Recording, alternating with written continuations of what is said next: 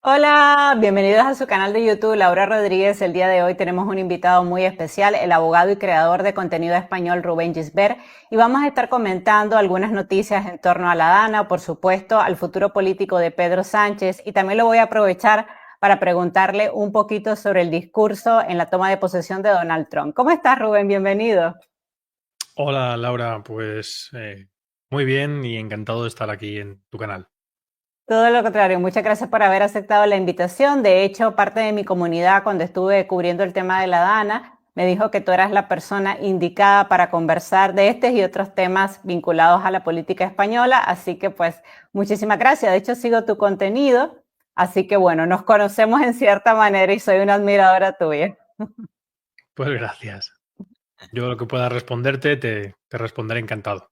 Gracias, Rubén. Bueno, vamos a comenzar hablando, si te parece, un poquito de esta riada que ha afectado a tantas personas en España y que obviamente fue una gran catástrofe. Tú has entrevistado a Pilar Esquinas igual que yo y tú tuviste, tengo entendido, la oportunidad de presentarte en la zona, conversar con la gente allí.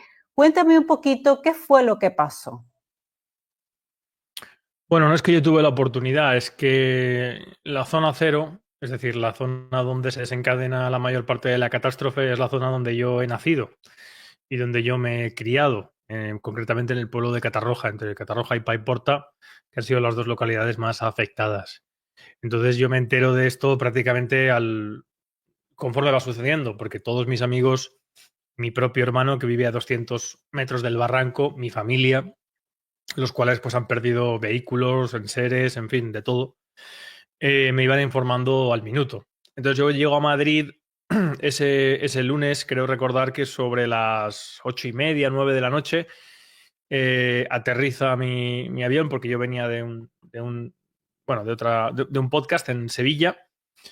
Y conforme aterrizo, pues empiezo a recibir ya imágenes de lo que han sido las calles de mi población, en fin, con las imágenes tan tremebundas que todo el mundo ha visto, 2,5 metros de agua, algo que no habíamos visto nunca. Es verdad que el barranco del Pollo, que es el barranco que ha provocado esta catástrofe, ya se había desbordado varias veces. De hecho, cuando yo era pequeño recuerdo una que fue bastante significativa, pero estamos hablando entonces de 1 metro de agua, medio metro, una cosa así. Nada que ver con la magnitud de la catástrofe. Entonces, cuando yo me entero, lo primero que hago es abrir un directo para informar de lo que está pasando, porque todavía los medios de comunicación todavía no estaban cubriendo la noticia. Hago un directo benéfico que posteriormente conecto también con Iker Jiménez, y a la mañana siguiente ya me preparo los bártulos para salir hacia Valencia, consciente de que tenía que llevar agua. La gente estaba sin agua, estaba sin comida.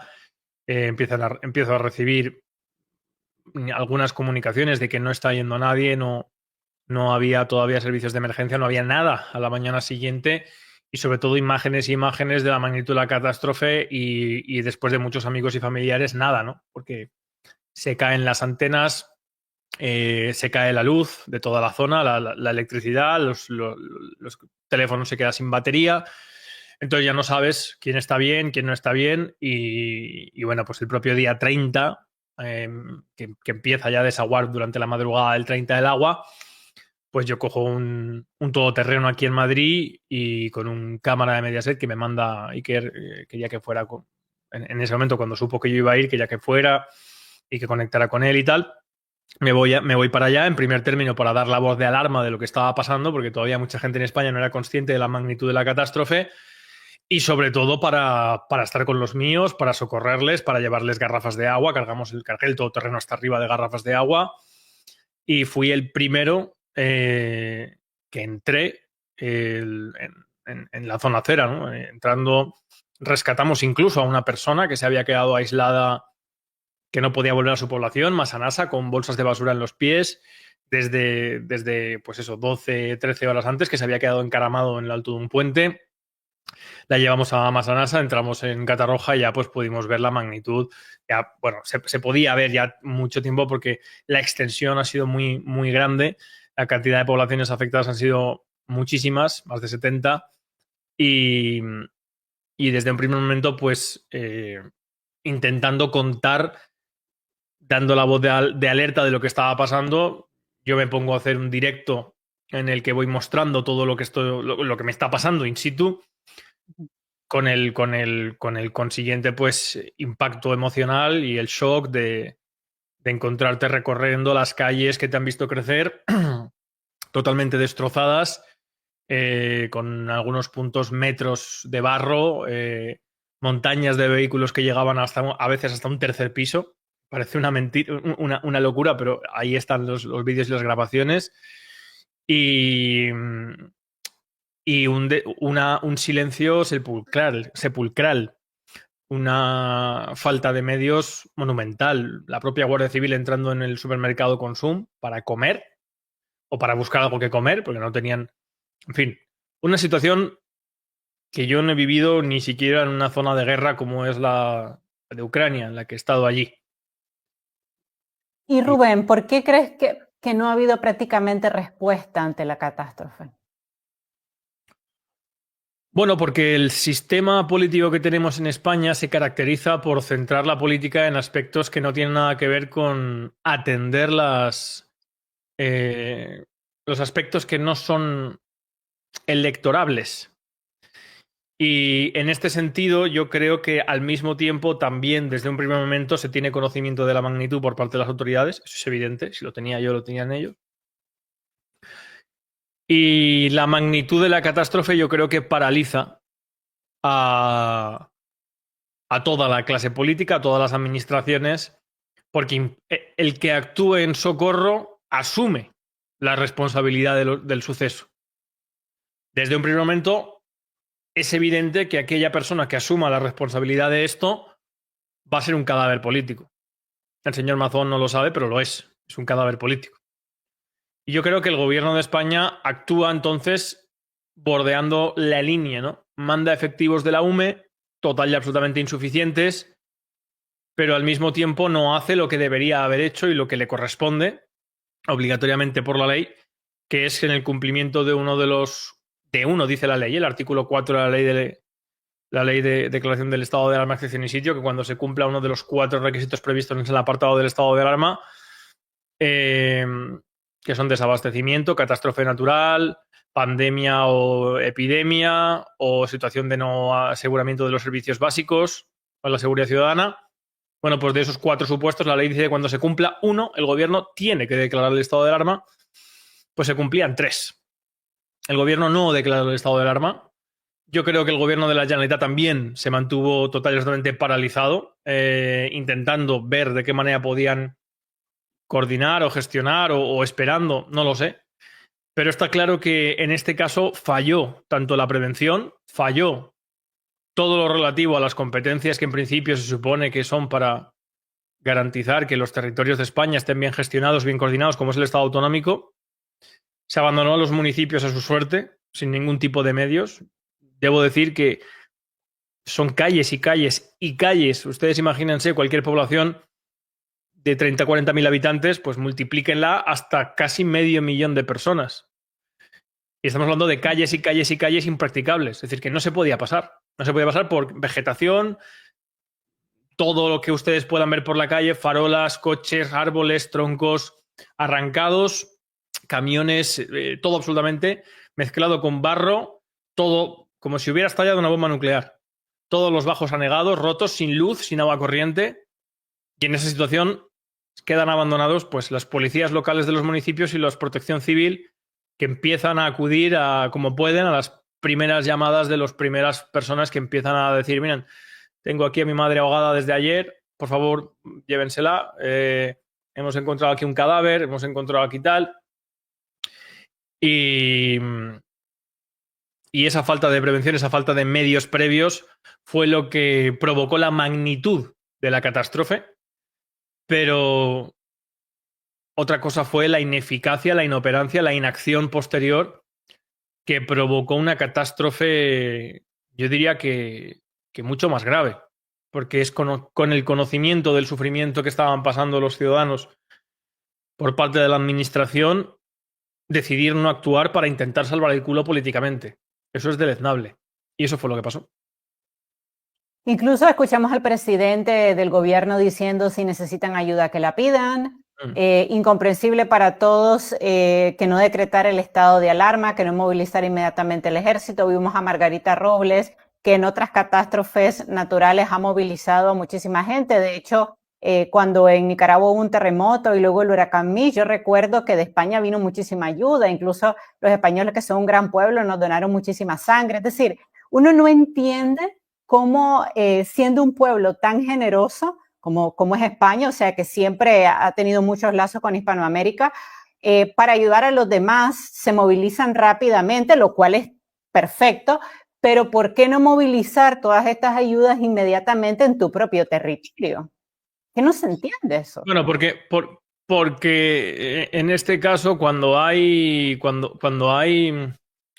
una actuación por parte de un organismo internacional, el gasto es compartido, pero sobre todo porque en este caso estamos hablando de algo que tenía desde un primer momento un coste político. Yo me aventuré y dije el propio 29 en la madrugada, mientras estaba viendo las imágenes, conociendo como era conocedor de todas las circunstancias, de todos los bajos, la gente que estaba trabajando, todo, y dije que iba a haber varios cientos de muertos. Así ha sido, desgraciadamente. Y desde un primer momento las autoridades también lo sabían. Y eso, cuando hay fallecidos, y hay tantos, tiene que haber una responsabilidad. O sea, tú no puedes dejar, como pretenden, esto culpabilizar al azar, ¿no? O aspectos, bueno, intangibles. El cambio climático, sí, usted puede contarme lo que usted quiera, pero no estamos en el siglo XIV. Estamos en el 2024 y se supone que tenemos los medios suficientes como para prever fuertes cambios y fuertes circunstancias meteorológicas, y sobre todo que tenemos las facultades para actuar una vez han sucedido estas catástrofes. Entonces, en el primer momento se decide por parte de la administración, en este caso central, que la actuación no va a ser, que no van a asumir la responsabilidad. No van a asumir la responsabilidad porque no van a poner en marcha los mecanismos que les harían a ellos responsables de todo el catástrofe que se había desencadenado por la desastrosa gestión previa del gobierno de la Generalitat y por la falta de prevención, las decisiones erróneas, que en ninguna circunstancia se entiende que el señor Mazón siga en su cargo.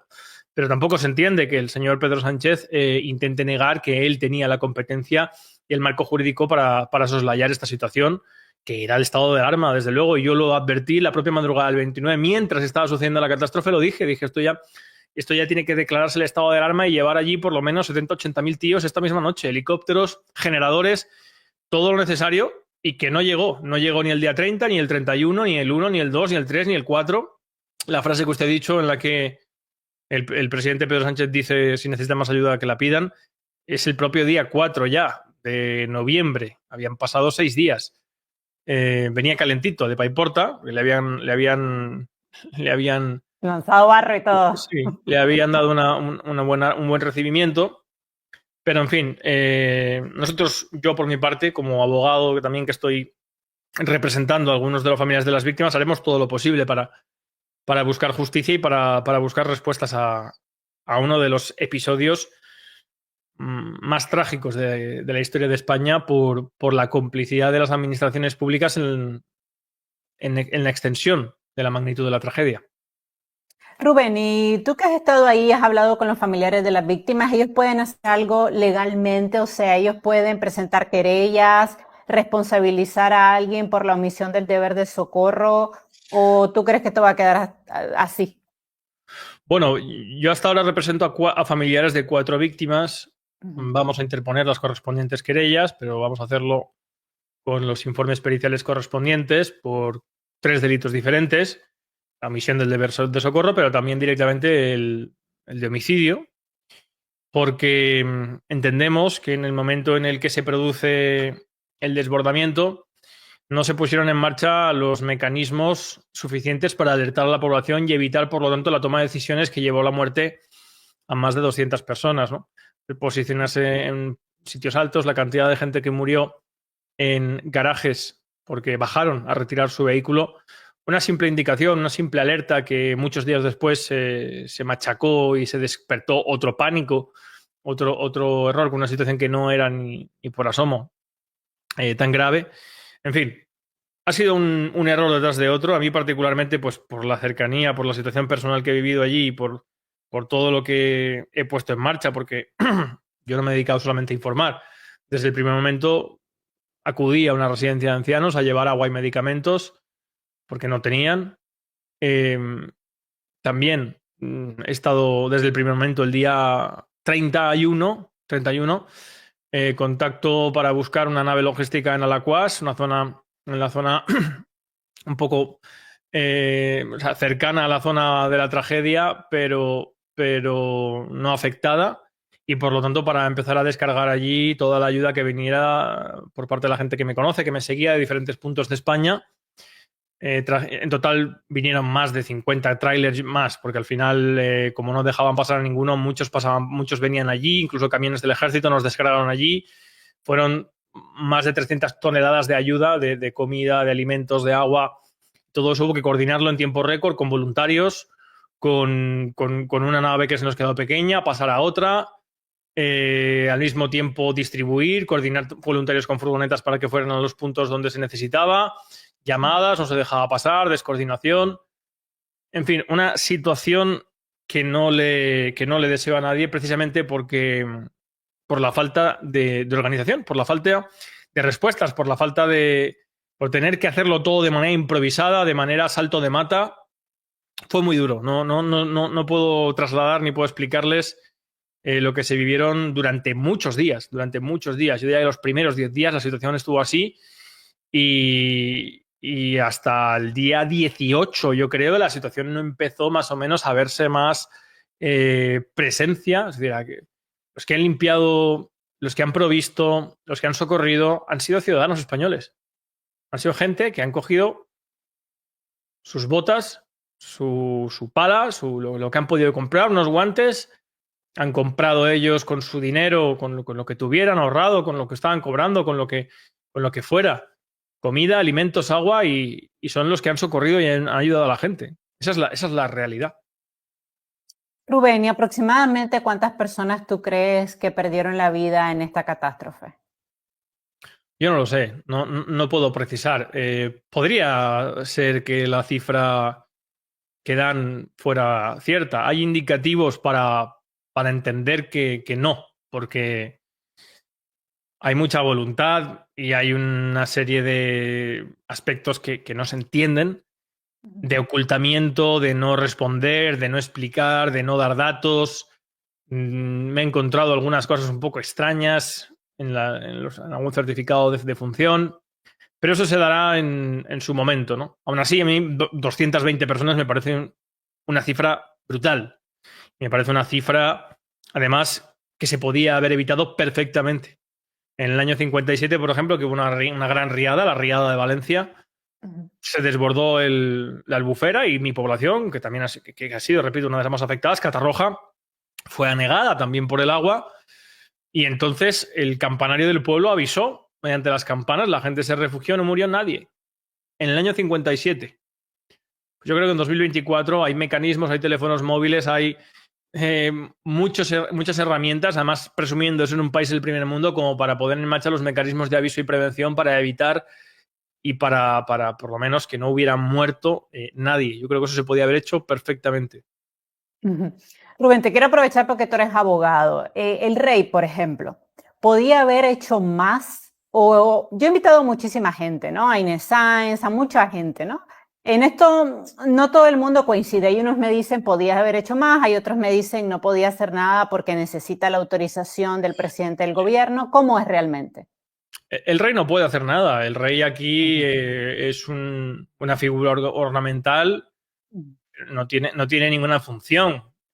Sí, es el capitán general del ejército, pero él no puede dar órdenes, él no puede mandar al ejército, él no puede actuar porque la Constitución y la legislación lo establece, lo atornilla muy bien, con palabras muy bien seleccionadas, que es el rey tendrá, por ejemplo, cuando firma ciertas cosas, tendrá que firmar, tendrá que hacer, tendrá siempre a instancia o a proposición. El rey no puede actuar de manera unilateral. Eso sí, cuando el rey acudió a Paiporta junto con Pedro Sánchez, se vio realmente la razón por la cual el rey estaba tan preocupado.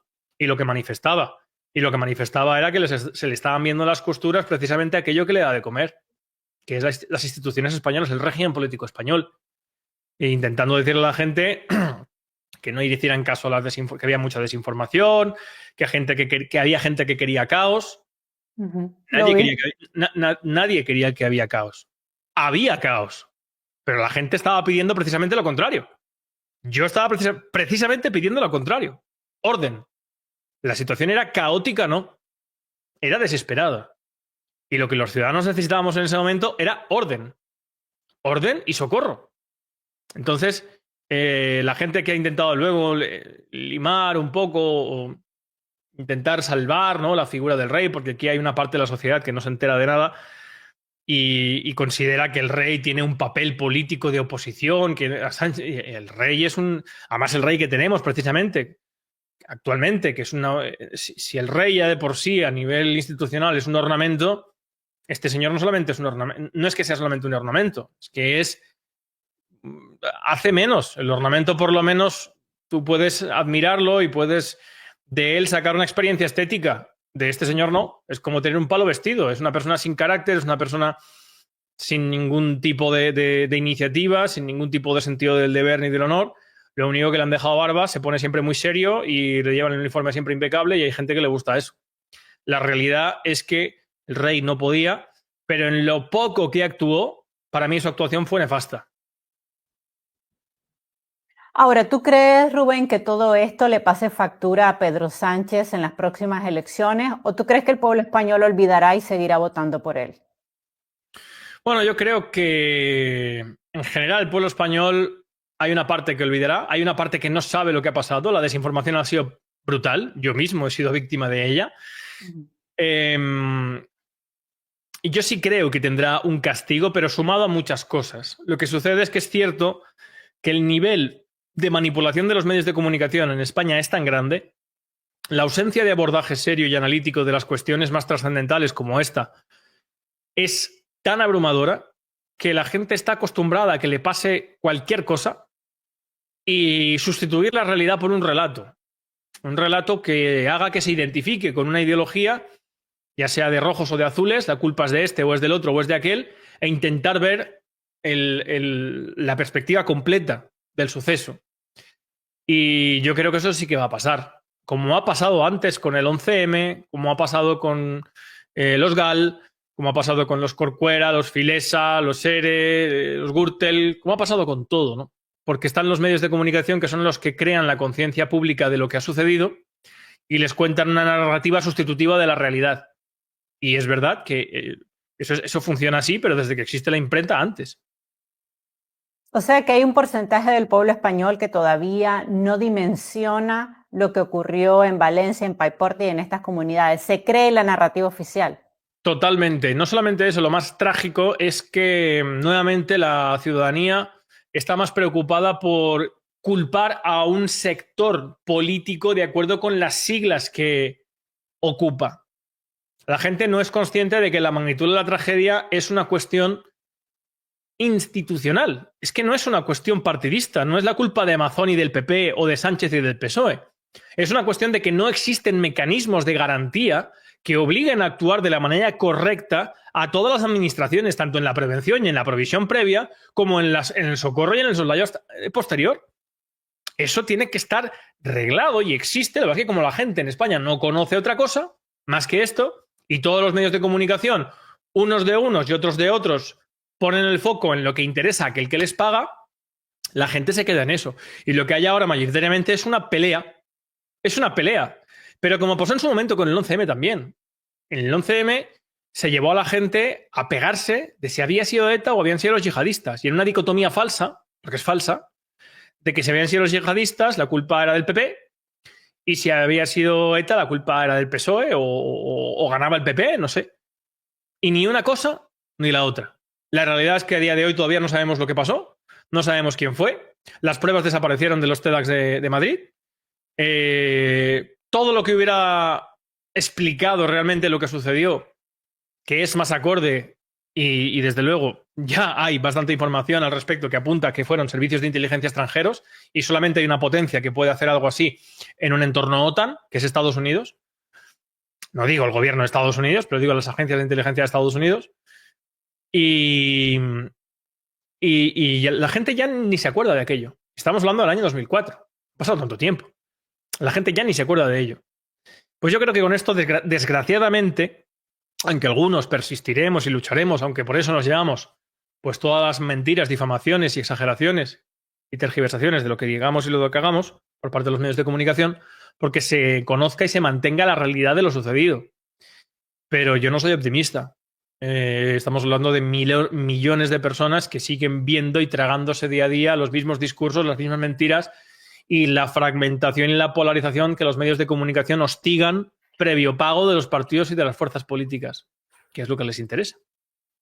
Rubén, estoy viendo el chat, ha habido como una especie de campaña contra ti, contra varios creadores de contenido, también contra Iker.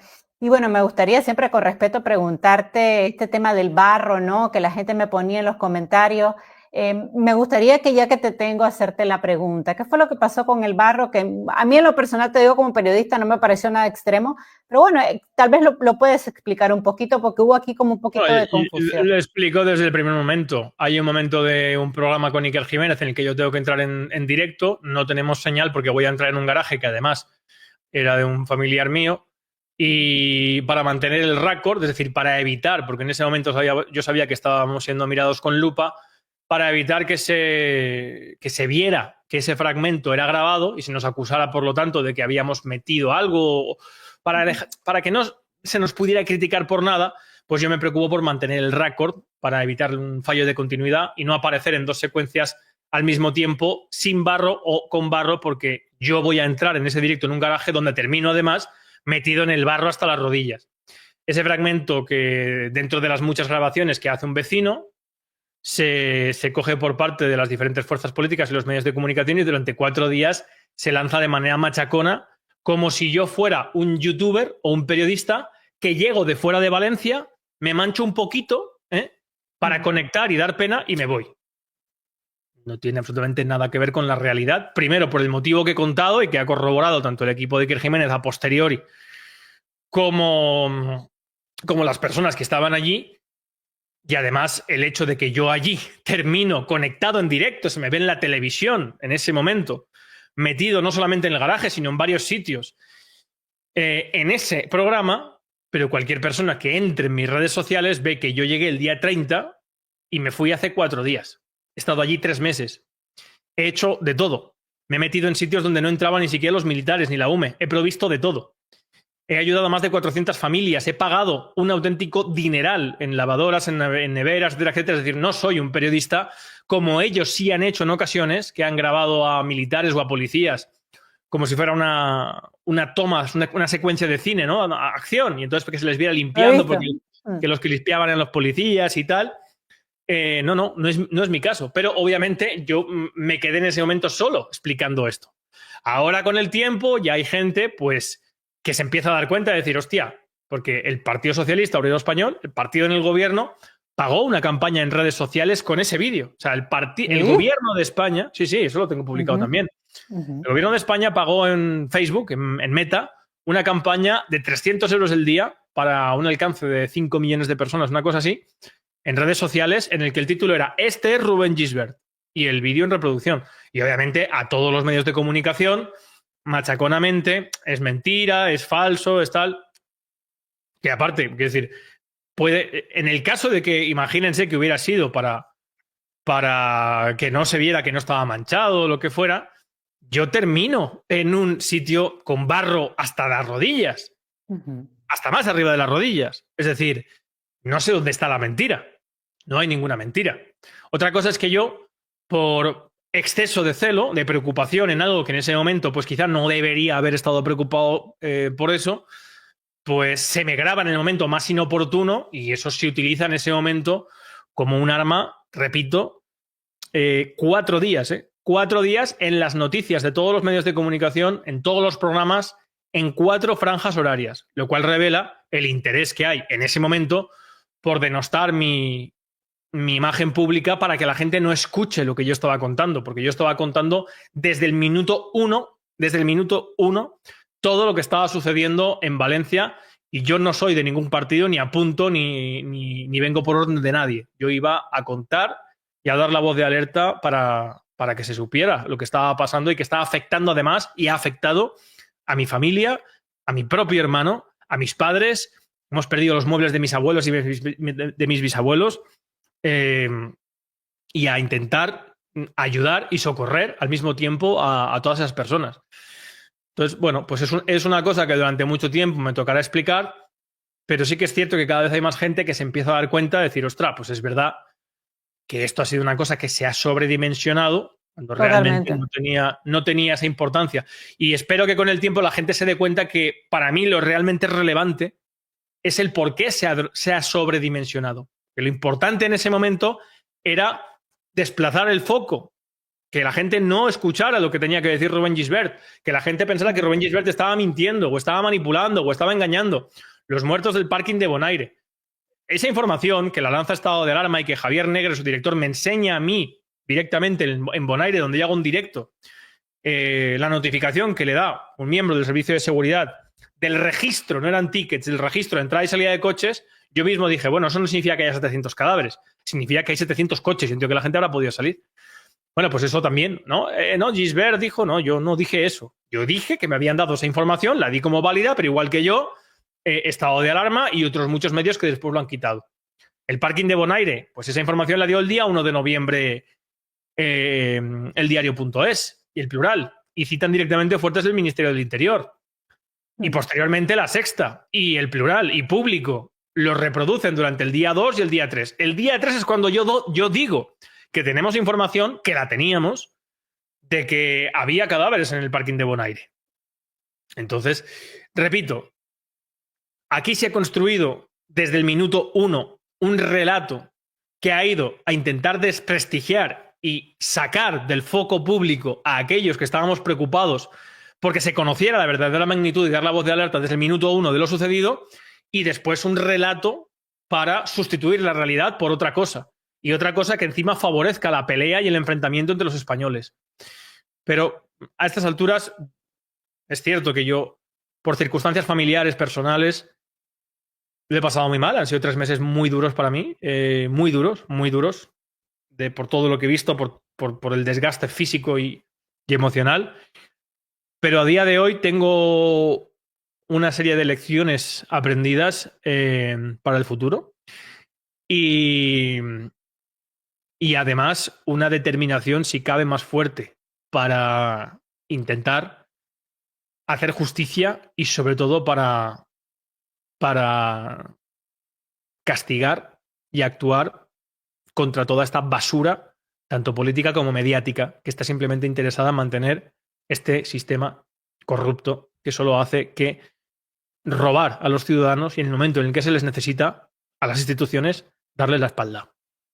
Sí, Robert, yo siempre dije en mi canal desde día 1 que me parecía excesivo la cobertura que se le daba dando a esto de las rodillas, porque mira, yo soy periodista, o sea, a veces uno en una cobertura te dice tu productora, mira, sí, eso sucede, ¿no? Esas cosas pasan. Entonces, pero lo que más me sorprendía era exactamente la excesiva atención que había en algo que era una tontería, porque al final tú estabas allí, has ayudado a muchísima gente. Es decir, es como si ahora hubiera un desastre en mi país y yo de pronto, no sé, me llenara el caballo de barro, digamos, pero yo estoy ahí, estoy ayudando. Es decir, ¿por qué tanta atención en algo que era una tontería?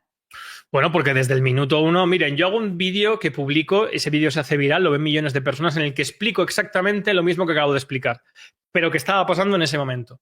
Que la culpa de la catástrofe era del gobierno de la Generalitat por no actuar de manera preventiva, por no avisar.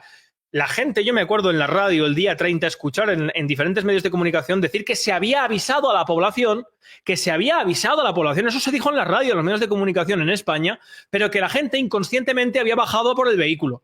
Y yo fui el primero, porque me lo estaban diciendo mis propios amigos y mis familiares, que dije, la alarma se lanzó a las 8:15 y subí un vídeo del barranco desbordándose y dije, el barranco se desbordó a las 7:30. ¿Qué alarma? ¿De qué están ustedes hablando? Es decir, desde el primer momento le pintamos la cara a los medios de comunicación, a aquellos que nos llaman como denostativamente como periodismo ciudadano, y desde un primer momento acaparamos toda la atención. ¿Qué sucede? Que a nosotros no nos compra, a mí no me compra nadie, a mí no me paga nadie para que diga o para que haga nada en contra de nadie. Es más, yo apunto directamente al problema, que es un problema del cual están viviendo todos los políticos sin excepción y todos los medios de comunicación, regados con subvenciones millonarias.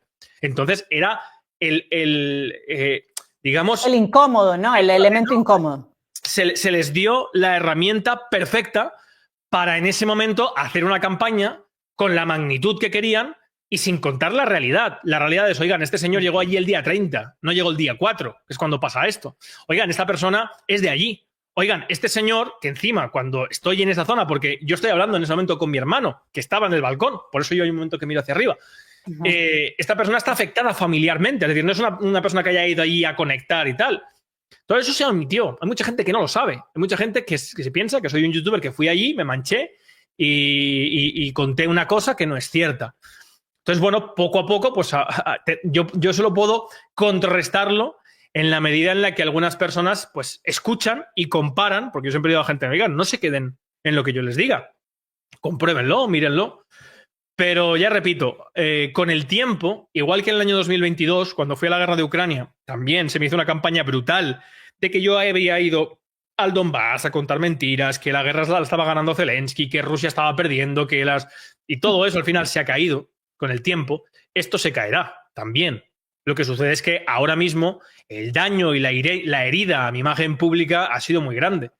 Pero ahí es cuando una persona pues tiene que saber a lo que está jugando y contra quién se está enfrentando. Y en este caso, pues yo creo que nadie puede dudar de quiénes son mis enemigos. Y han revelado su faceta, su cara y quiénes son los que realmente están preocupados por mi presencia y por mi acción y mi determinación con ella. Rubén, ¿y esta campaña contra ti es por tus aspiraciones políticas? Yo tengo entendido que en algún momento creo que quieres incursionar en política, crear tu propio partido. ¿Te parece que es eso? ¿Por esa razón te tienen tanto rencor? Porque yo coincido contigo, es una campaña de desprestigio brutal. Es decir, yo la vi en La Secta, porque aquí en Nicaragua se pueden ver, obviamente, los canales de España. Y yo decía, esto, o sea, tantos minutos de cobertura en una tontería, porque en lo personal yo pienso que eso fue una tontería. Entonces, ¿por qué te tienen tanta rabia? Bueno, porque yo llevo mucho tiempo, o sea, no es que yo quiera incursionar en política, yo no quiero incursionar en política. Lo voy a tener que hacer para avivar y para hacer crecer una cosa que yo creo que en España debemos poner en marcha los ciudadanos si no queremos que este país sucumba y quede como, no quiero hacer comparativas, pero como un país que a nadie nos gustaría parecernos. Y eso lo llevo denunciando desde que tengo medios de comunicación, antes, incluso como el columnista, antes como pupilo de García Trevijano en su radio. Es decir, mi determinación ha sido desde que tengo 18, 17 años que empiezo a estudiar política y empiezo a estudiar historia y empiezo a estudiar derecho para tener las herramientas, primero para conocer qué es lo que falla en mi país y segundo, tener las herramientas para intentar cambiarlo. Entonces, ya ha habido momentos en los que, obviamente, he planteado estas situaciones y he sido incómodo.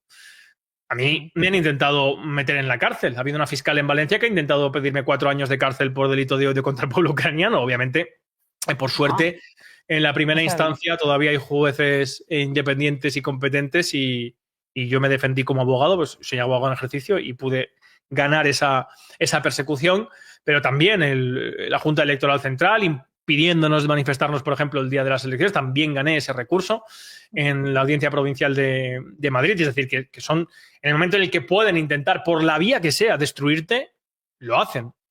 Y esta ha sido, a mí lo que más me duele es, obviamente en ese momento yo no pensaba que, o sea, no estaba haciendo nada malo realmente. Realmente no, Rubén. Pero me duele el hecho de que se haya podido utilizar algo en el que yo no caí que podía haberse utilizado y malinterpretado, haberle dado otro sentido, otro significado para que mis enemigos, que son muchos y muy fuertes, pues montaran toda esta campaña. Pero bueno, como digo, lo importante para mí es a largo plazo y efectivamente tengo en marcha, porque ya lo tenía en marcha, ¿no? Y esto lo anuncié yo antes de verano, pero las circunstancias me han obligado a paralizarlo, entre ellos los 3 meses que he estado en Valencia.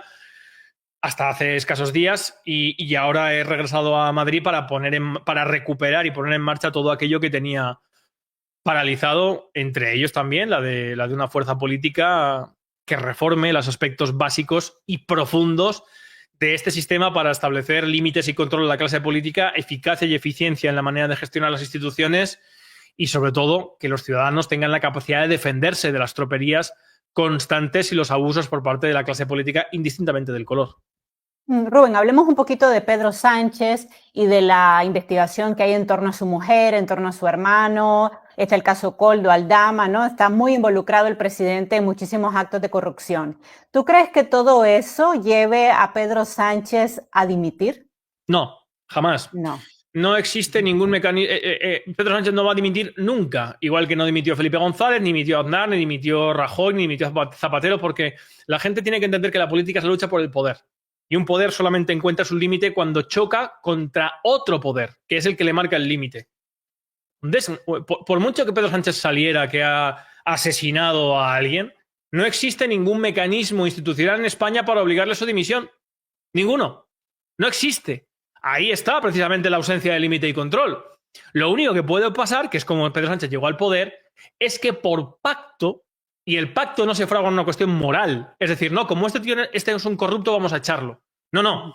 Es que otra persona le da a otro político lo que quiere, es decir, hay una transacción de intereses, que es lo que hizo Sánchez con el PNV, y entonces se puede llevar a cabo una moción de censura. Que ya están sonando campanas, por lo menos a través de una moción de confianza, porque Pedro Sánchez necesita los votos de Junts y de Carles Puigdemont para poner en marcha muchas iniciativas que yo no sé cómo, si no las pone, va a mantenerse en el poder, como son los presupuestos generales del Estado.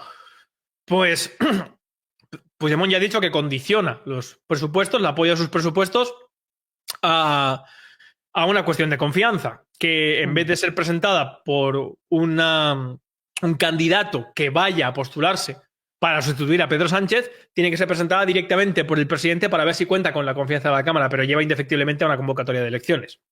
Bueno, pues eso es lo único que podría pasar, pero estamos nuevamente ante una transacción, ante que Feijóo le dé a Puigdemont lo que quiere para poder forzar esa situación. No hay un mecanismo en el que porque alguien ha hecho algo malo, o se ha equivocado, o se ha corrompido, o ha cometido un delito, se le eche. Eso existe en Estados Unidos, eso existe en Francia, se llama sistema garantista o cautelar. Eso es lo que yo quiero poner en España. O sea, que tú crees que el presidente va a terminar su mandato e incluso podría ser el candidato del PSOE en las próximas elecciones. No, yo creo que sí que puede haber elecciones anticipadas, pero Okay. ya lo expliqué, porque necesitan los presupuestos. Yo creo que va a ser muy difícil que Pedro Sánchez pueda gobernar 2025 sin presupuestos, o mejor dicho, prorrogando los de 2023, sobre todo teniendo que poner en marcha una serie de partidas administrativas económicas forzadas desde la Unión Europea, como es la reducción del déficit de un 4,2%, etcétera, etcétera. Todo eso Sánchez no lo puede hacer si no es con unos presupuestos. O sea, unos presupuestos es un documento en el que dice, mira, nos vamos a gastar tanto, vamos a dedicar tanto dinero aquí, allá, tal. La situación del año 2023 económicamente no tiene nada que ver con la de España 2025. Entonces, no sé de qué manera puede hacerlo, a no ser que haga como Zapatero con la crisis, que es que falsee la contabilidad nacional, pero aún así me cuesta mucho ver de qué manera podría sostenerse. Entonces, vamos a ver de qué manera, pero claro, nos podemos encontrar con un gobierno que sí, que se mantenga en el poder unos meses, pero que no saque adelante ninguna ley, como la de hoy, por ejemplo. Junts ha votado en contra ya, hoy, de la ley Omnibus que pretendía poner en marcha el gobierno. Así que, bueno, pues vamos a ver hasta dónde dura eso. Desde luego no va a haber un pacto expreso. No vamos a ver a Puigdemont y a Feijóo, porque sería un suicidio para el PP, firmar un acuerdo y tal, pero que se están produciendo conversaciones y hay un acercamiento claro y una negociación entre estas fuerzas políticas y también con la participación de Vox. Eso es una evidencia como una catedral para cualquier persona que observe los movimientos que están pasando políticamente en España. Hemos visto incluso a Santiago Abascal en la toma de posesión de Donald Trump. ¿Tú crees que Vox podría ser una alternativa para el pueblo español? O sea, ¿sería la respuesta? ¿Cómo? ¿Tú crees que Vox sería la respuesta al problema que tiene el pueblo español o ni siquiera ese partido podría ser? No, en absoluto. Vox es un partido más del Estado. Vox es como el Podemos, pero de derechas, que tampoco lo es, son todos socialdemócratas. Vox es un partido que se nutre del erario público, del Estado, y en consecuencia nunca va a querer cambiar aquello por lo cual vive y pervive, además con desvío de fondos permanentemente y constantemente a fundaciones, a sindicatos, a Solidaridad, a Disenso, en favor y en beneficio de su jefe y Santiago Abascal. Vox es un partido que ha sabido cosechar el discurso que, digamos, más movilizador de la derecha en España por la tibieza del PP, del mismo modo que lo hizo Podemos en su momento por la tibieza del PSOE ante los bancos, etcétera, etcétera. Pero el aceptar que el partido se encastre en el Estado, que sea un partido estatal, le impide y le inhabilita para cualquier cambio profundo en España. La única vía que existe, y siempre lo he dicho, de reforma, la única posibilidad para tomarse en serio, pero que yo creo que la vía siempre tiene que ser de desobediencia civil y de acción y que la gente se coordine no participando y movilizándose en las calles. Pero si existe una alternativa con algún tipo de garantía de poder mantener un discurso, de poder mantener una dirección de reforma seria en España, tiene que ser sin tocar ni un solo euro de dinero público. El partido, la institución, ni un duro, ni un euro de subvenciones, ni nada, absolutamente nada. Que es como nacieron los partidos para ser, mantenido exclusivamente por sus militantes. Rubén, y si hubiera elecciones adelantadas, ¿qué figura? Perdonen, pero me he visto en el chat que alguien ha dicho que le sueno a otro Alvise. Miren, yo a esta gente, que quizá no me conoce, les insto a que vayan a buscar lo que hacía y dónde estaba y lo que decía Alvise hace un año, y hace 2, y hace 3. Y después que lo comparen conmigo. Y entonces verán quién copia a quién. Siguiente pregunta, Laura. Te quería preguntar si hay alguna figura, un candidato fuerte que le podría realmente hacer frente a Pedro Sánchez en ese hipotético adelanto de elecciones. ¿Quién sería para ti esa figura en este momento? No hay figura. En España no hay ningún tipo de figura. Hay péndulo. Es decir, eso se ha mantenido siempre. Cuando la ciudadanía cuando se desgasta políticamente unas siglas, hay gente que sigue votando esas siglas. Felipe González le votaron 6 millones de personas. Después del GAL, de los Corcuera, de los Filesa, de escándalos de corrupción sin precedentes. Borrell tuvo que abandonar la política precisamente porque su mano derecha e izquierda fueron a la cárcel como ministro de Exteriores del señor Felipe González. La gente no se acuerda de esas cosas ya. Yo sí me acuerdo. Entonces, en este caso, lo que hay es un desgaste del PSOE, una desgaste de la figura de Sánchez que llevará a una alternancia, es decir, a un efecto pendular. La gente, por rechazo a Sánchez, votará al PP. Pero no es que Feijóo sea una figura o Abascal. En España no hay figuras políticas fuertes porque no hay líderes. Hay jefes. Los que están liderando los partidos son gente que está ahí porque manda y ordena. Es más, son gente que a cualquier persona que le pueda suponer una crítica o le pueda suponer una reflexión interna y tal, establece la purga. Lo hizo Pablo Iglesias con Monedero y con los que le molestaban, que habían sido amigos suyos desde toda la vida, y lo ha hecho también Abascal, con Espinosa de los Monteros, con Víctor Sánchez del Real, con los que... Porque son gente que no se basa en un principio de autoridad, sino de potestad. No son gente que se les reconozca realmente y que tengan un proyecto serio y determinado desde un principio, que hayan defendido inamoviblemente desde años. Son gente que se han dedicado toda la vida a medrar dentro de las instituciones públicas, a coger un discurso este o el otro, o de forma, o ahora aplaudo a Zelensky, pero bueno, ahora no, o tal. No son gente que realmente tengan carácter, determinación, agallas para afrontar un proyecto con seriedad y con profundidad, y además de rodearse de gente mejor que ellos en diferentes campos. No hay esa fortaleza porque no la hay tampoco en Europa. Europa está acabada, consumida, porque desde la Segunda Guerra Mundial, que fue arrasada por el nazismo y el totalitarismo, quien venció, quien liberó, Francia, Bélgica, Alemania, que fue Estados Unidos en este lado de Europa, impuso a una clase política servil que había sucumbido al totalitarismo, Adenauer, de Gasperi, para constituir un sistema de control y monopolio que dura hasta hoy, que es la originaria Comunidad del Carbón y el Acero, y hoy en día la Unión Europea. Esa situación está tan encastrada y enquistada en Europa que por eso Europa está como está.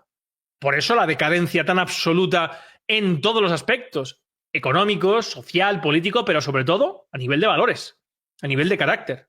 No hay nadie con valentía ni con conocimiento realmente de lo que se necesita en Europa y con determinación y con un sentimiento de lucha por la libertad y la independencia de ninguna nación europea que lleve adelante un proyecto de esas características. Alguno hay tímidamente y con poco poder, ¿no? Como Orbán en Hungría, pero que también es consciente de su situación y de su necesidad. Y es un camino difícil, no digo que sea tan fácil como coger mañana, ganar unas elecciones y darle al botón y salirse de la OTAN y de la Unión Europea. No, no. Hay que hacer las cosas bien. Pero hay que tener claro cuál tiene que ser la dirección. Y la única dirección que puede salvar a las naciones europeas es un camino determinado en la defensa de sus intereses. Actuar movido en la defensa de los intereses, si el presidente es de España, de España. Si el presidente es de Francia, de Francia. Y habrá algunas cosas en las que compartamos intereses con otros países de Europa. Pero por naturaleza, como ha pasado en toda nuestra historia, serán intereses enfrentados. ¿Cómo puede tener España los mismos intereses políticos que Dinamarca? Claro. O que Suecia. Eso es una ficción. España no tiene que estar preocupada por Ucrania, tiene que estar preocupada por Marruecos. España no tiene que estar preocupada por el gas. Tiene que estar preocupada por mantener su agricultura, su ganadería, su pesca. Era, en el año 70, la segunda potencia mundial a nivel de pesca. Por su minería, por su industria pesada, agropecuaria, naviera. Por eso tiene que estar preocupado. Lo que pasa es que para cumplir con ciertos compromisos de los súbditos que hemos tenido en la Moncloa durante 45 años, han tenido que ir desmantelando y desindustrializando nuestro país y destruyendo el tejido productivo. Bueno, pues hay que reconstruir eso. Pero obviamente, nuevamente, pues lo que estoy diciendo atenta contra los intereses de gente muy poderosa que no quiere eso, que quiere una España servil, una España a la que venir, ponerle molinos de viento y células fotovoltaicas y convertirlo en un balneario y en un chiringuito para que la gente venga aquí a tomar cerveza y a generar energía fotovoltaica. ¿Y qué opinas del discurso de Donald Trump en la toma de posesión? ¿Qué te pareció? ¿Tú crees que él podría de alguna manera ayudar a los españoles a librarse de Pedro Sánchez? Al final no lo invitó, invitó a Santiago Abascal. ¿Qué lectura le das? No invitó a Santiago Abascal, invitó a la agrupación Patriots de la Unión Europea. Por eso también fue Hermann Tertsch, por ejemplo. Que es un hombre, en fin, que cuanto menos lo pase es mejor.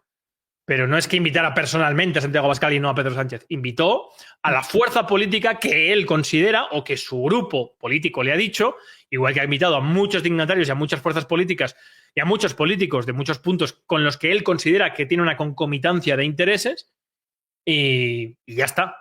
Pero no. Pedro, vamos a ver, Donald Trump, yo apoyo a Donald Trump desde el año 2015, cuando él se postuló por primera vez como presidente de Estados Unidos por un motivo, porque vi en él la única posibilidad de ruptura de lo que estoy explicando de la decadencia de Europa. ¿Por qué? Estoy de acuerdo. Primero porque Donald Trump es un hombre que entiende la manera de hacer política, primero al margen de la guerra y al margen de la... No es un hombre que haya llegado a su posición porque las empresas armamentísticas, el Deep State, las petroleras, le han estado favoreciendo al mismo tiempo que los políticos favorecían los intereses de estos grandes grupos de poder. Como sí es el caso de los Clinton, de los Obama, de los Biden, de los Blinken, etcétera, etcétera. No. Donald Trump es un hombre que se ha hecho a sí mismo y, por lo tanto, entiende que lo que tiene que hacer es defender una serie de intereses como en una empresa privada. Y eso es lo que está haciendo ahora. Pero entiendo también, y por lo tanto, desde el punto de vista de la paz, era beneficioso. Y sabía que Biden, lo dije en el año 2020, iba a traer una era de guerra. Y así ha sido. Pero sobre todo, Donald Trump, yo esperaba, en el año 2015, o pensaba que podía poner en marcha una serie de mecanismos que está poniendo en marcha ahora. Son mecanismos en los cuales evidencia de manera totalmente que no hay Occidente y que lo que hay es una esfera de control y poder y dominio de Estados Unidos. Y lo que somos algunos aquí somos sirvientes de Estados Unidos. No somos amiguetes ni somos aliados. Y por lo tanto tenemos que atender a las necesidades económicas y subyugarnos a los intereses de Estados Unidos, que es lo que Donald Trump lleva diciendo desde antes de la toma de posesión, pero particularmente desde su toma de posesión. Ayer mismo dijo que la Unión Europea sí que se pensaba que eran tontos, que nosotros somos unos aprovechados, dijo. Que nosotros tenemos que empezar a aportar España del 1,2 o el 1,5% del PIB, el 5%. el 5% del PIB a la OTAN. Señor, si España tiene que aportar el 5% de su PIB a la OTAN, quiebra, aunque ya está quebrada técnicamente. Si le cierran el Banco Central Europeo, el grifo del Banco Central Europeo. Pero es que además de eso, entonces, ¿para qué necesito la OTAN? Si mi única amenaza como tal es Marruecos y con un presupuesto de defensa del 5% de PIB le paso por encima a Marruecos. O sea, obviamente yo creo que la política que va a llevar Donald Trump puede, no tiene por qué, porque España puede, o sea, Europa puede ya despeñarse, está cayendo, pero puede despeñarse ya totalmente por el barranco y quedar como un continente totalmente destruido, balcanizado, partido, sin carácter y abocado a un siglo de decadencia y de oscurantismo. Pero también cabe la posibilidad, y algunos lo intentaremos y lo avivaremos, de que haya un despertar de las naciones europeas. Y de que ese despertar de naciones europeas esté provocado precisamente por la evidencia de que Estados Unidos, en aprietos como está, y ante una nueva fase en la que tiene que pasar la multipolaridad con China y con Rusia, a aquellas esferas en las que él tiene influencia, tiene que exprimirlas. Desde luego la Unión Europea. Ya lo dijo ayer Trump. No puede ser que Estados Unidos le compre coches a Europa y Europa no compre los coches de Estados Unidos. Nos van a obligar a comprar coches de Estados Unidos. No puede ser que no compremos más del 50% del gas a Estados Unidos, que es un 30-40% más caro. Entonces todo eso vamos a explicarlo y vamos a reivindicarlo. Porque eso es lo que evidencia lo que realmente ha fraguado la relación política que ha habido entre Estados Unidos y la Unión Europea durante los últimos 75 años. Una relación de sumisión, una relación de dependencia. Y que ahora, cuando Estados Unidos está en aprietos, se quiere cobrar. Bueno, pues espero que eso sea un revulsivo para que haya colectivos en Europa que digan, bueno, pues señores, hasta aquí. Hasta aquí hemos llegado, esto no va a pasar. O sea, nosotros no vamos a permitir que una élite política servil, arrastrada, sin carácter, blandengue, impuesta y encima subordinada a los intereses de potencias extranjeras, está empobreciendo a los ciudadanos para favorecer las políticas económicas de Donald Trump y de Estados Unidos en la reconstrucción del America First. ¿Y dónde está el España First? Y el España primero. No estoy diciendo reconstruir el imperio. Estoy diciendo que aquí la gente, desde que tiene uso de razón hasta los 30, 40 años, si no hereda no se puede comprar un piso, aunque tenga un buen sueldo. Porque no tiene capacidad de ahorro. No puede. No digo una casa, una vivienda pequeña. No puede. Ya no digo tener hijos, eso es un lujo. Pues eso no puede ser. Ya no digo trabajar de lo que te gusta. Entonces todo eso hay que revisarlo. No hay que revisarlo. Hay que hacer los cambios institucionales profundos que se necesitan en España para que el Estado deje de tener la necesidad de expoliar y exprimir a los ciudadanos y poder liberar de una vez para que sea la nación española, que tiene unas aptitudes extraordinarias, la que empiece a generar riqueza para los españoles. Ahora, ¿tú crees que logre terminar la guerra de Ucrania? Es una de sus promesas de campaña, precisamente. Yo sé que tú has abordado muy bien el tema de Ucrania. ¿La puede terminar? Y si la termina, ¿cómo lo haría? ¿Qué es lo que yo espero? Porque yo quiero que esa guerra termine. Bueno, ya ha dicho, también lo dijo ayer, que la guerra de Ucrania no depende de él.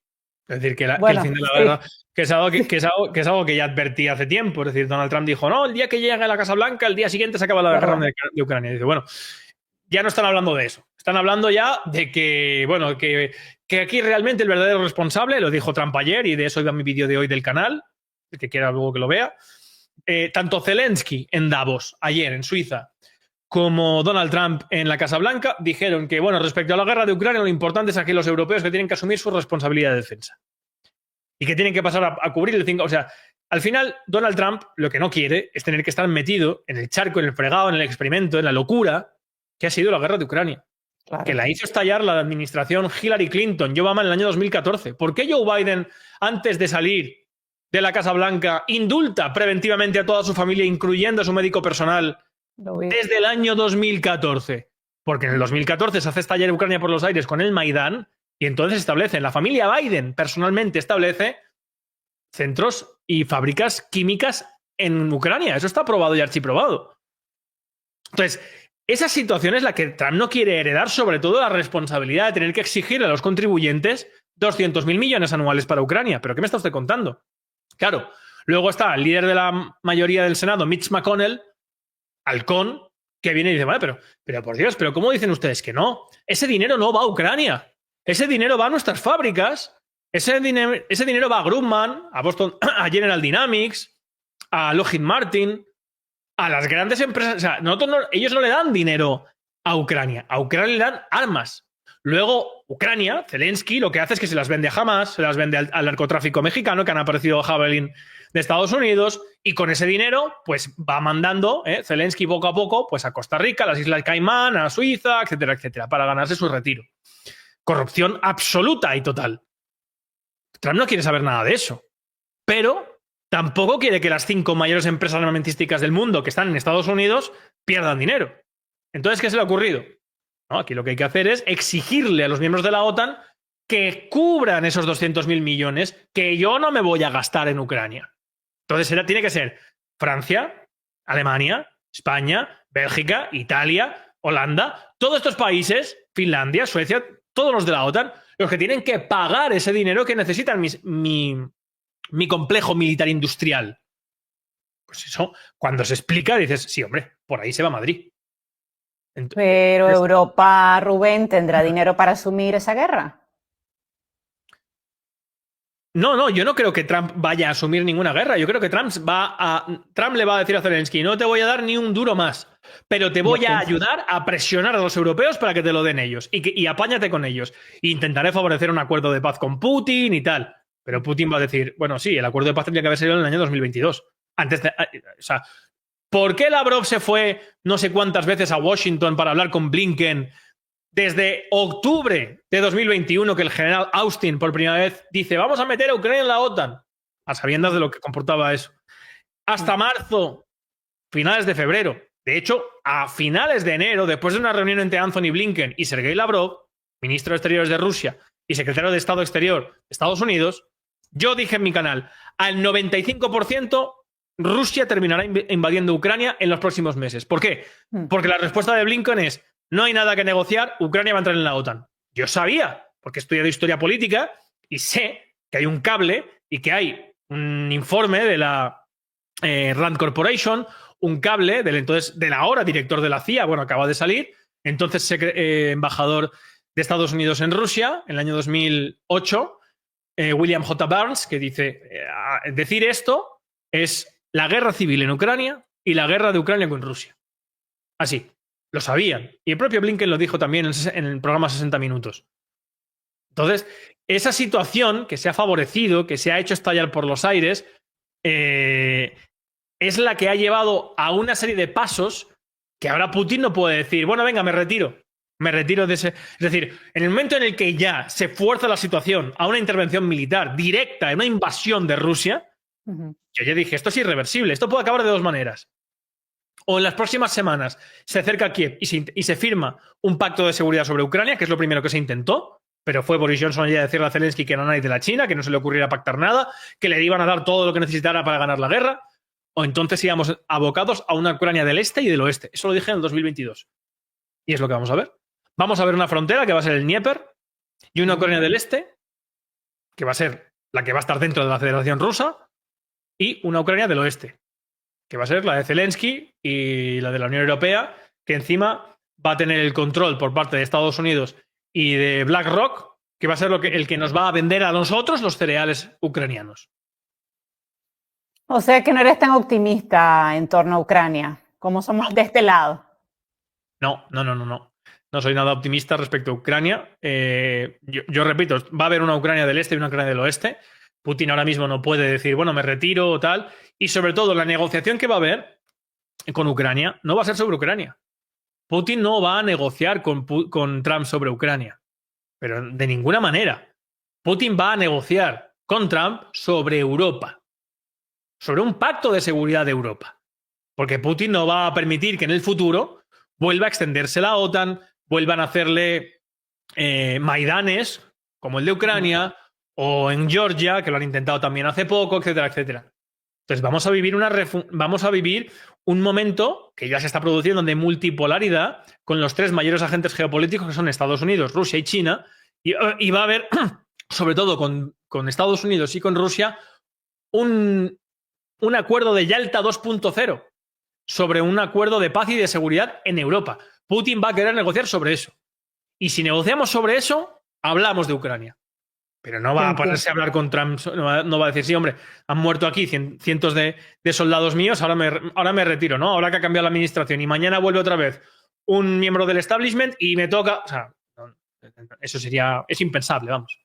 Te entiendo. Bueno, Rubén, no quiero abusar de tu tiempo, pero antes que te vayas te quiero hacer una última pregunta. ¿Cómo ves el futuro de España en 5 años? Pues depende de los diferentes, La pregunta es difícil. depende de los diferentes escenarios. Bueno, yo creo que en los próximos 5 años no nos va a dar tiempo todavía, quizá, ojalá sí, pero a tener una posición fuerte, yo haré todo lo posible para poder forzar un cambio. Ojalá sí, pero lo veo difícil. Yo creo que en estos 5 años España va a sufrir un proceso de empobrecimiento brutal, más peor todavía que en el que estamos. Creo que va a haber una serie de tasas impositivas y un cercenamiento de la capacidad de generación de riqueza y de ahorro todavía más grande. Y creo que junto con el resto de Europa va a ir a una situación muy, muy inmediata de pobreza. De pobreza, que ya estamos en esa situación, estamos entrando ya en esa situación de pobreza. Pero no estamos entrando en esa situación de pobreza por Sánchez, sino por todas las decisiones que se han ido tomando gobierno tras gobierno durante 45 años que iban abocadas a esta situación, al engrosamiento de las instituciones, de la administración pública, del gasto público, a la multiplicación de la administración, a la falta de incentivos en la productividad, a la falta de incentivos en la inversión del sector privado, y todo eso se va a acentuar. Se va a intentar soslayar ese problema mediante una inmigración masiva descontrolada, que va a tener también unos problemas sociales importantes, aumento de la criminalidad, aumento de los discursos que ya estamos viendo de proliferación de xenofobia, etcétera, etcétera, que se basan precisamente en el aumento de esa criminalidad y en general un empobrecimiento masivo del conjunto de la sociedad. ¿Y qué opción tiene el ciudadano común de a pie? El español, por ejemplo, que nos está viendo en este momento y obviamente te escucha y bueno, se siente triste, me imagino, ¿no? ¿Qué opciones hay en España? Organizarse civilmente en estructuras como la Junta Democrática de España para ofrecer una resistencia, una coordinación contra el Estado, porque lo único que se puede hacer aquí es forzar al sistema político español a cambiar su naturaleza. Sin ese cambio, España no solamente va a ir a un periodo de pobreza, sino va a ir a un proceso de balcanización y de autodestrucción, de descomposición. Eso puede pasar perfectamente en 15 o en 20 años. Y para eso hay que organizarse civilmente, oponerse a este sistema, no solamente no votando, sino coordinando acciones contra él. Y aparejadamente, pues algunos intentaremos ofrecer una alternativa de reforma y decir al ciudadano que solamente hay dos vías para el porvenir de España: o la desobediencia civil o la reforma. Como le respondió Lenin a Rosa de Luxemburgo. Yo no soy nunca comunista, por lo tanto no tengo ningún problema en citar las grandes decisiones estratégicas en ciertas épocas de personajes inteligentes, sí, como era Lenin. Cuando le pregunta a Rosa de Luxemburgo, bueno, entonces, ¿reforma o revolución? Y le contesta Lenin, reforma y revolución. La reforma tiene que implicar unos aspectos de profundidad tan grandes que sea en sí mismo un cambio tan brutal que revolucione, que cambie totalmente como una rueda de arriba abajo el funcionamiento de la naturaleza del sistema político español. Y ahí nos encontraremos muchos, ahí estoy yo. Tú vas a crear un partido alternativo, tengo entendido, en algún momento. Sí, estoy en ello. Ok, perfecto. Lo que pasa es que, al contrario de algunas personas que han citado antes por aquí, yo quiero presentar una propuesta seria. Es decir, estamos hablando de algo muy serio, como es cambiar un sistema, un Estado.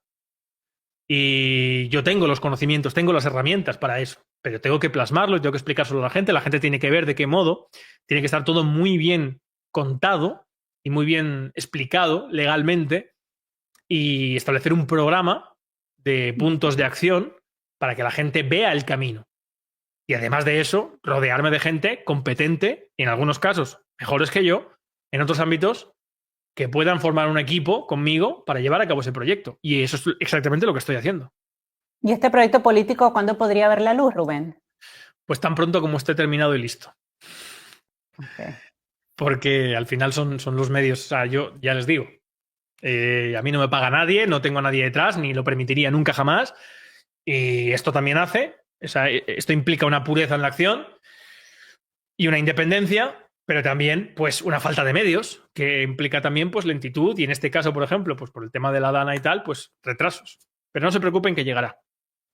Bueno, pues aquí siempre a disposición mi canal para que cuando ya tengas todo creado, pues vengas, por supuesto, y nos lo cuentes. Al final Hispanoamérica ve con mucho interés todo lo que pasa en España. Bueno, hubo un tiempo que fuimos la Nueva España, ¿no? Entonces, pues siempre puedes contar con mi canal y con todo gusto. Yo te invito, te entrevisto y gran parte de mi comunidad es española, así que tienes las puertas abiertas. Pues gracias por la invitación, Laura. Ha sido un placer estar aquí en tu canal y encantado de volver Igual. cuando consideres interesante y pertinente. Muchísimas gracias, Rubén. Te mando un besito hasta España. Buenas noches. Hasta luego. Buenas noches.